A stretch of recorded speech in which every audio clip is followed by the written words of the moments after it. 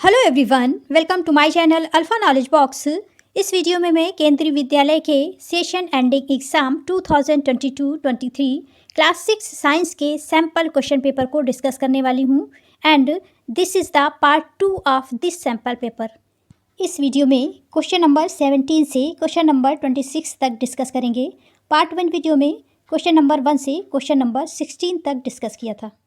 अगर अभी तक आपने पार्ट 1 वीडियो नहीं देखी है तो उसकी लिंक आपको इसी वीडियो के डिस्क्रिप्शन बॉक्स में मिल जाएगी और अदर सब्जेक्ट्स के सैम्पल पेपर आपको चैनल के प्लेलिस्ट में मिल जाएंगे। और अगर अभी तक आपने मेरे चैनल को सब्सक्राइब नहीं किया है तो सब्सक्राइब करके मुझे मोटिवेट करें ताकि इसी तरह की वीडियो बनाकर मैं आपके लिए अपलोड करती रहूं। चलिए वीडियो को स्टार्ट करते हैं। Question number 17, right any 2 properties of magnet. Magnet की कई सारी प्रॉपर्टीज़ हैं, उसमें से 2 प्रॉपर्टीज़ आपको लिखना है। Answer is 2 properties are, number 1, a magnet when suspended freely always rest in a north and south direction. जब आप किसी मैग्नेट को सस्पेंड करते हैं या फिर लटकाते हैं तो वो हमेशा नॉर्थ एंड साउथ डायरेक्शन में ही रेस्ट करता है। सेकेंड प्रॉपर्टी है, like poles of magnet repels each other whereas unlike poles attract each other.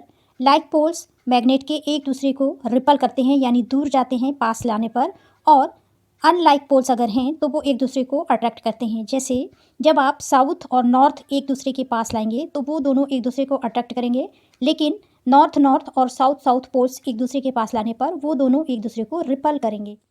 Question number 18, explain why mountaineers carry oxygen cylinder with them. यानी mountaineers अपने साथ oxygen का cylinder लेकर क्यों जाते हैं। Answer is mountaineers carry oxygen cylinder along with them because when they climb mountains the availability of air gradually decrease। जब mountaineers mountain पर चढ़ते हैं, क्लाइंब करते हैं, तो धीरे धीरे वहाँ एयर की जो अवेलेबिलिटी है वो कम होने लगती है। Thus to carry out normal breathing mountaineers carry oxygen cylinder with them. इसलिए नॉर्मल ब्रीथिंग के लिए माउंटेनियर्स अपने साथ सिलेंडर्स को लेकर के जाते हैं। Section C, long answer type questions. Question number 19, explain the manner in which light travel with the help of an activity. हम जानते हैं कि लाइट स्ट्रेट लाइन में ट्रेवल करती है, इसको एक एक्टिविटी के द्वारा आपको एक्सप्लेन करना है। आप इस एक्टिविटी या फिर इस एक्टिविटी के द्वारा एक्सप्लेन कर सकते हैं। मैंने यहाँ पर इस एक्टिविटी को एक्सप्लेन किया है। Answer is take a comb and fix it on one side of a thermocol sheet, fix a mirror on the other side as shown in figure, spread a dark coloured sheet of paper between the mirrors and the comb.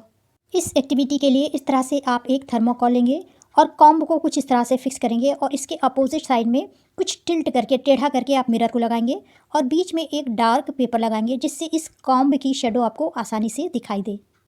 Send a beam of light from a torch through the comb, you get a pattern of light similar to that shown in figure. This activity explain the manner in which light travels and get reflected from a mirror. अब आप इस तरह से एक torch लेंगे और उसकी beam को कॉम्ब के ऊपर डालेंगे जिससे इसकी शेडो यहाँ पर देखिए कुछ इस तरह से आपको दिखाई दे रही है और मिरर में जाने के बाद वापस इस तरह से फिर से आपको दिखाई दे रही है, जिससे ये शो हो रहा है कि लाइट हमेशा स्ट्रेट लाइन में ही ट्रेवल करती है। Question number 20, write any 5 characteristic of living beings. Answer is the main characteristic of living beings are movement, nutrition, respiration, growth, excretion, reproduction and sensitivity. यहाँ पर 7 कैरेक्टरिस्टिक लिखी हुई हैं। आप सभी को लर्न करिएगा और जितनी पूछी जाए उतनी लिख दीजिएगा। क्वेश्चन नंबर 21, यहाँ पर ए, बी एंड सी 3 क्वेश्चंस हैं। क्वेश्चन नंबर 21 का ए, What is the purpose of using an electric switch? Name some electric gadgets that have switches built into them. इस क्वेश्चन में आपको ये बताना है कि इलेक्ट्रिक स्विच का पर्पस क्या है और कुछ इलेक्ट्रिक गैजेट्स के नेम लिखने हैं जिसमें ये स्विच इन बिल्ट होता है। Answer is the purpose of using an electric switch is to complete और break the circuit as and when desired. Simple भाषा में आप समझ सकते हैं कि किसी भी इलेक्ट्रॉनिक डिवाइस को अपनी इच्छा के अनुसार, डिज़ायर के अनुसार उसे ऑन या ऑफ़ करने के लिए स्विचेस का यूज़ किया जाता है, जिससे उसके नीचे लगा हुआ जो सर्किट होता है वो कंप्लीट होता है, जिससे हमारी डिवाइस ऑन हो जाती है और जब ब्रेक होता है तो हमारी डिवाइस ऑफ हो जाती है। और इलेक्ट्रिकल गैजेट्स के नेम हैं, the electrical gadgets that have switches built in them are TV, oven, washing machine, fans, coolers etcetera. आप दूसरे भी नेम लिख सकते हैं। Question number B, using the conduction tester on an object it was found that bulb begins to glow, is that object a conductor or an insulator, explain.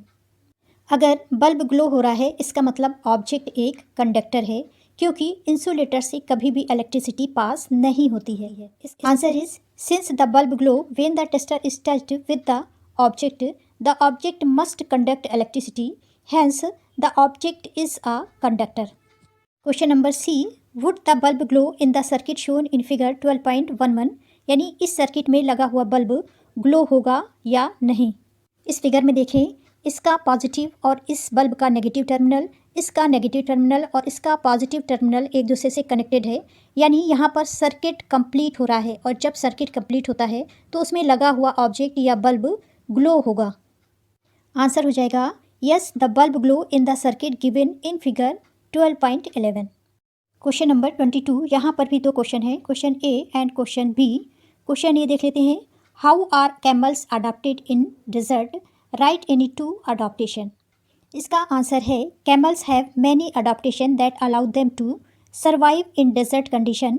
A camel can survive at least 1 week without drinking water and they can survive for several month without having food. Adaptation की meaning है अपने आसपास के atmosphere को जो कि आपके favour में नहीं है उसे अडॉप्ट करके सर्वाइव करना, जीवित रहना।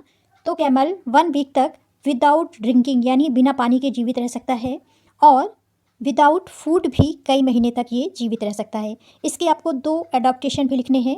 पहला है long leg to beat the heat of the sand. Second, hump to store fat which is utilised by the camels for energy when foods is scarce. आपने देखा होगा कि कैमल के बैग में ऊपर साइड कुछ इस तरह से उठा हुआ एक पार्ट होता है जिसे कि हम्प बोलते हैं। यहाँ पर फैट स्टोर होता है। जब फूड उसे पर्याप्त मात्रा में नहीं मिलता है तो इसी फैट का यूटिलाइज करके वो एनर्जी को लेता है। नेक्स्ट क्वेश्चन है, name the organs which are used by following animals for walking, birds, fish and horse. इसका आंसर है, बर्ड्स विंग्स का यूज़ करती है, फिश फिन्स का यूज़ करती है, और हॉर्स लिम्स यानी लेग्स का यूज़ करते हैं वॉकिंग के लिए।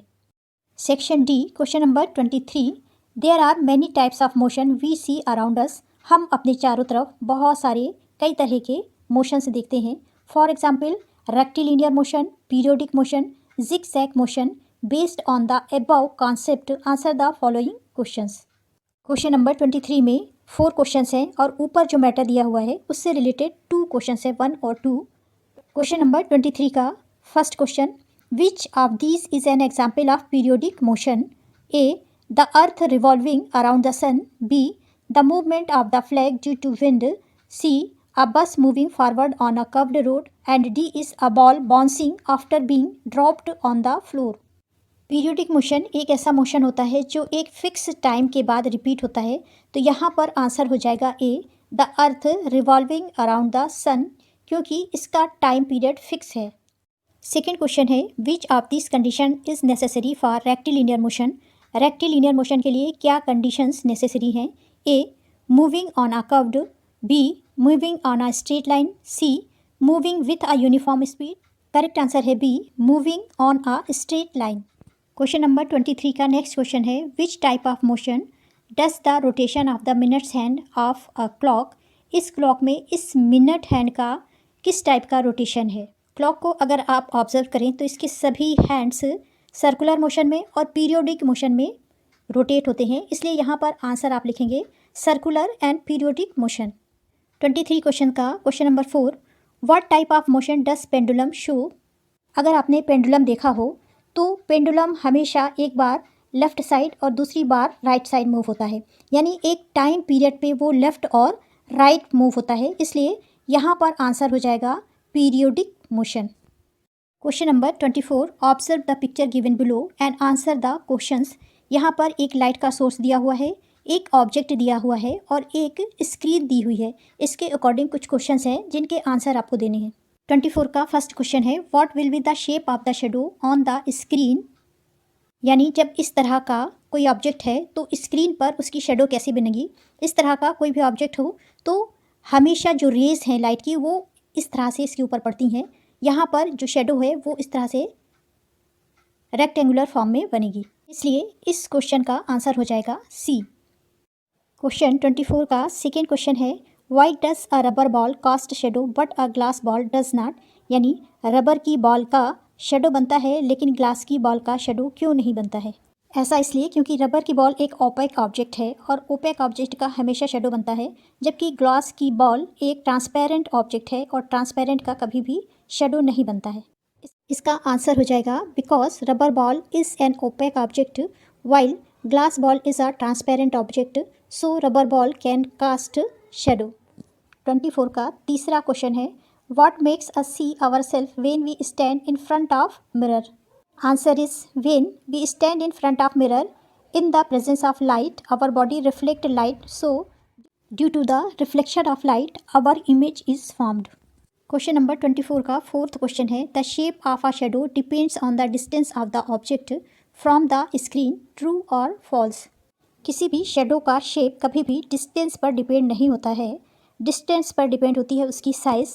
अगर ऑब्जेक्ट स्क्रीन के पास है तो ऑब्जेक्ट की शेडो बड़ी बनेगी और अगर दूर है तो ऑब्जेक्ट की शेडो छोटी बनेगी। यहाँ पर आंसर फॉल्स होगा क्योंकि यहाँ पर शेडो के शेप की बात की जा रही है, उसकी साइज़ की नहीं। क्वेश्चन नंबर 25, इसमें भी 4 क्वेश्चन हैं। Question number 1, which type of circuit is shown in the diagram, open or closed.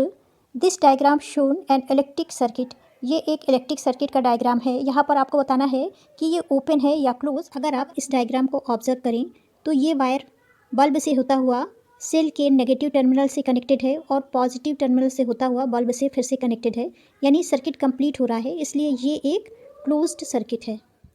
Question number 25 का second question, which terminal negative or positive is shown by metal disc. Electric cell में metal cap positive terminal होता है और metal disc negative terminal होता है, इसलिए यहाँ पर आंसर हो जाएगा नेगेटिव टर्मिनल। 25 का तीसरा क्वेश्चन है, which device need an electric cell to work. A water heater, B mobile phone, C mixer grinder और 4 माइक्रोवेव। तो इसका आंसर है मोबाइल फ़ोन। क्वेश्चन नंबर 25 का लास्ट क्वेश्चन है, a fused bulb does not glow why. Answer is in a fuse bulb filament is broken and the circuit becomes incomplete. एक fused bulb में filament टूटा हुआ होता है, इसलिए सर्किट कंप्लीट नहीं होता और बल्ब ग्लो नहीं होता। यहाँ पर एक और फिगर दिया गया है जिससे रिलेटेड कुछ क्वेश्चंस पूछे गए हैं। Ravi fills a steel vessels with water and start heating it on an oven. He noticed small bubbles at the bottom of the vessels after some time.